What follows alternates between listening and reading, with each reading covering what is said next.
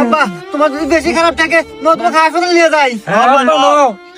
আরে বাজান, না না, আমাকে আর হাসপাতালে নাই কামবো না, আমার সময় শেষ, আমি আর বাঁচবো না।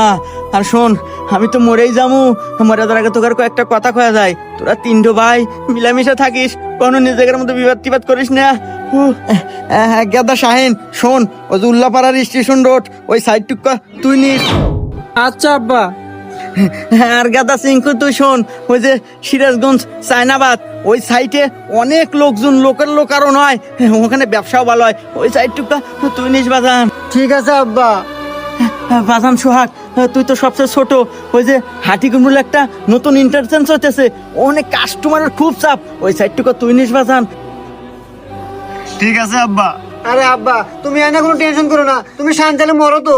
বাহ, কে রে সিংকু, তোর বাপ তো অনেক ভালো মনের মানুষ রে। মরার আগে তিন বেটাক সমান তালের জায়গা তুমি ভাগ